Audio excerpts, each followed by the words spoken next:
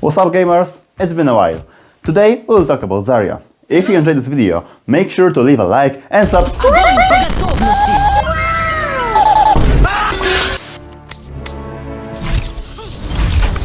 Maximum charge!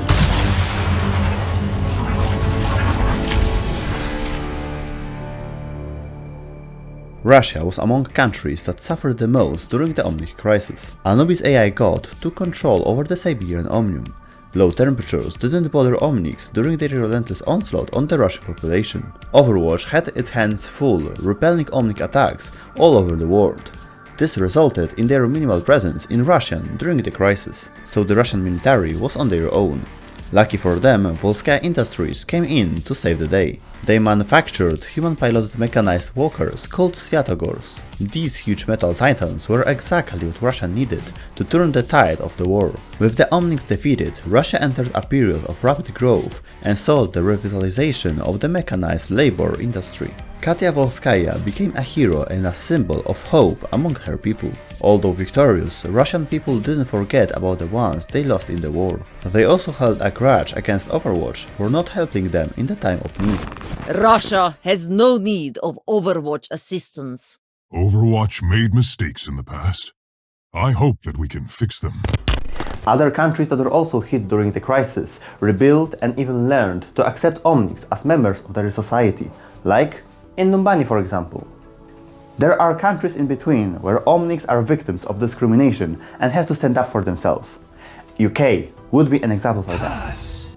And there's Russia. Even 30 years after the crisis, people still don't tolerate them here. Their hatred for Omnics is so deep that if an Omnic would appear in the middle of a street in St. Petersburg for example, it would be shot on sight. Alexandra Zaryanova was born in Novoskoye, a remote Siberian village that was on the front lines of the Omnic crisis.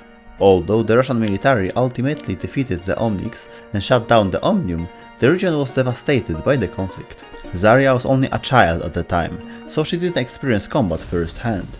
However, the war-torn ruins of her hometown were a constant reminder of all the lives lost in the conflict, with one of the fallen soldiers being her father. As she grew older, she swore that she would gain the strength to help her people recover.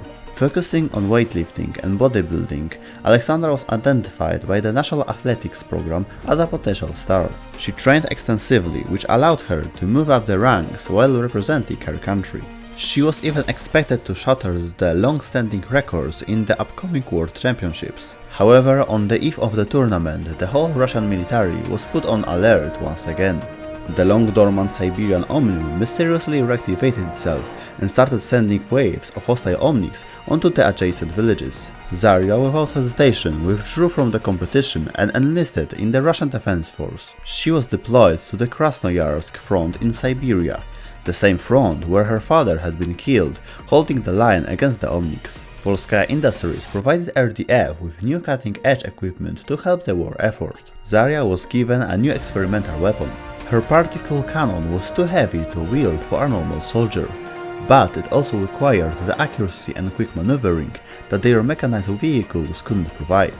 Fighting on the front line, Zarya managed to save many lives and was promoted to the rank of sergeant within the RDF. She spent Christmas fighting alongside her fellow soldiers, and it wasn't long before her Omni kill count was measured in hundreds. During this time back in St. Petersburg, a Talon trio have successfully infiltrated Volskaya Industries HQ with an intent of killing Katya Volskaya. Sombra was secretly playing in her own interest and activated the alarm. This caused Widowmaker to miss her shot and Reaper ended up in massive shootout with the security. This allowed Sombra to speak privately with Katya Volskaya in her secure office. She blackmailed her by threatening to reveal the technology on which Volskaya mechs are based actually comes from the Omnics. Sombra wasn't upfront about what she specifically wanted from her, so she just said that she's expecting a favor from a friend when the time is right, and then disappeared. That brings us to the events of the comic book Searching. Following the security breach, Katya summoned Zarya to her office. Sombra knew too much and had to be tracked down and dealt with. Zarya was surprised by the assignment she was given. She thought that a spy would be much better suited for this mission. However, Katya Volskaya needed someone she could trust. Given the sensitive nature of the matter, Zarya traveled to China and asked Lijak Interstellar for any information regarding Sombra, but they couldn't help her. Then she traveled to Hanamura in Japan and asked the Hashimotos, but they weren't much help either.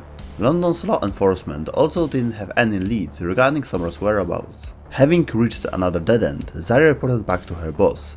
It was clear she needed some help with this assignment. Following Katya's recommendation, Zarya traveled to Numbani to meet with a hacker. She wasn't happy when the hacker she had to work with turned out to be an Omnic. Link 17 had a lot of information about Sombra, but given the scale of her operation, assumed that Sombra is a hacker collective. Zarya cleared up that misconception and explained that it's just one person that threatened Chairman Volskaya. Link 17 remarked that Sombra's symbol is a sugar skull, similar to the one Los Muertos use. Also, Sombra recently took down the head of Mexican utility company Lumerico, so they decided to continue the investigation in Dorado. They spoke to Portero Guillermo, the CEO of Lumerico, who has been recently exposed for corruption by Sombra. But even he couldn't help them, despite his distaste for her. Zarya decided to try the more traditional method and just ask around. Locals couldn't or perhaps wouldn't help. Sombra had a rather good reputation among the common folk in Dorado, as sort of a Robin Hood character. After passing a couple of local businesses, they stumbled upon a bakery. As a last-ditch effort, Zarya asked a little girl, Alejandra, for help. She successfully convinced her to cooperate by playing a little bit on her emotions. Having reached the warehouse from which Sombra supposedly operated from, Zarya cut through the door with ease. Lynx disabled the structure's security system, and as they did so, they discussed Zarya's history with the Omnics and her negative sentiment towards them. Their bickering ended when Sombra revealed her presence. ¿Qué onda? Zarya fired her particle cannon without hesitation. Sombra evaded and returned fire with her submachine gun. As she was teasing Zarya, she sneakily threw her translocator behind her. Zarya predicted that and immobilized her with a graviton surge. Sombra revealed that Zarya was lied to by Katya, but that didn't change her mind. With Sombra pinned to the ground, Zarya scared the shit out of her by addressing her by her real name. Then it turned out that Sombra had hacked Link 17, incapacitating him and rigged the whole place to explode within 1 minute. Zarya was forced to choose between capturing Sombra or saving the Omnic. She chose the latter. After carrying Lynx to safety, Zarya reflected on what she just found out. She was upset that Katya didn't tell her the whole truth about the origin of their mech technology, but she understood the importance of keeping this information confidential and decided to keep the secret. This experience slightly changed her sentiment towards Omnics. However, she ultimately returned to the front to protect the motherland. When's our next round of hide and seek? Everything is a game to you. You're just tired of losing. Your friend, Katya Volskaya. What will you say when you learn the truth? She's a hero to all Russians. I do not care what you have to say. Katya Volskaya and Alexandra Saryanova. Traitors to your own country. You deserve each other. I do what I must for my people.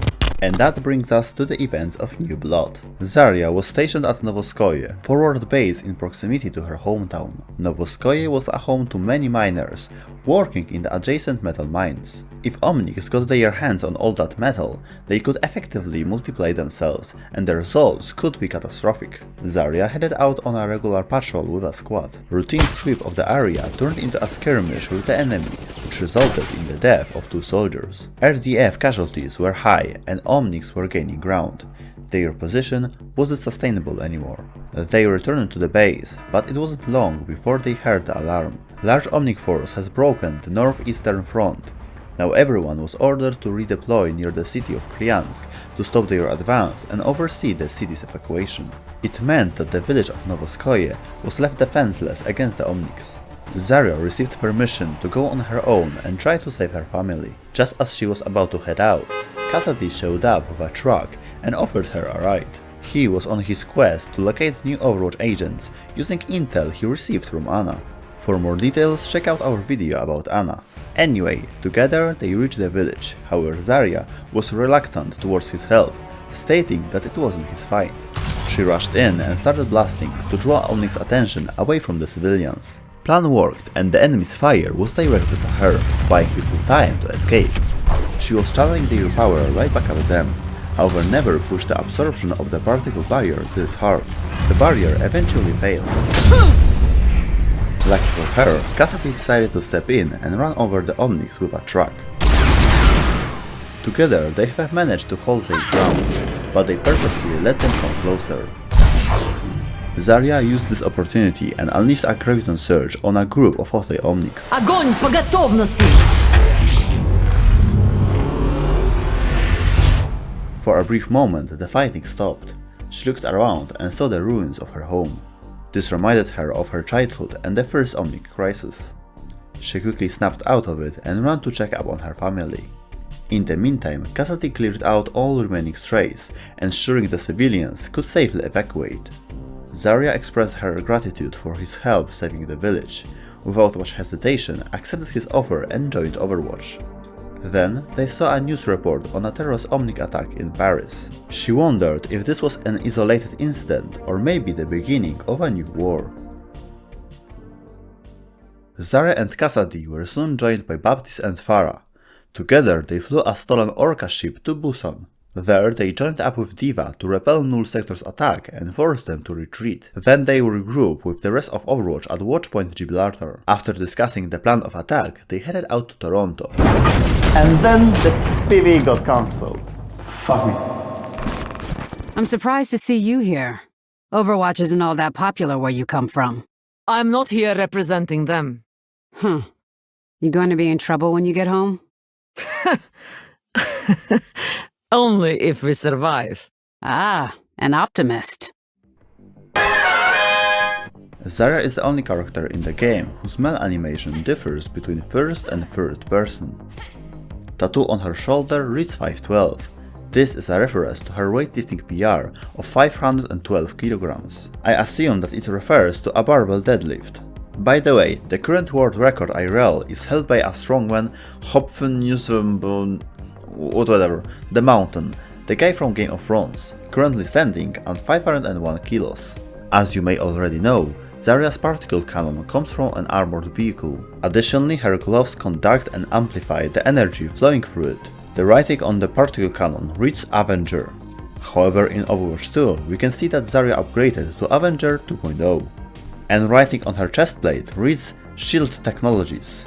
In the Mirrorwatch universe, Zarya joined Talon and has some conspicuous veins on her arm. So maybe she took the place of Moira as a sadistic generic scientist and used her research to make herself stronger. Also, it's possible that Heavy from Team Fortress 2 was an inspiration for Zarya. Muscles, Russian accent and heavy weapons, these two have a lot in common. Thanks for making it to the end. These videos take a lot of work, so if you enjoyed it, leave a like and subscribe. We want to mix things up, so you can expect some different content in the near future, so stay tuned. Alright, see you in the next one, shitters.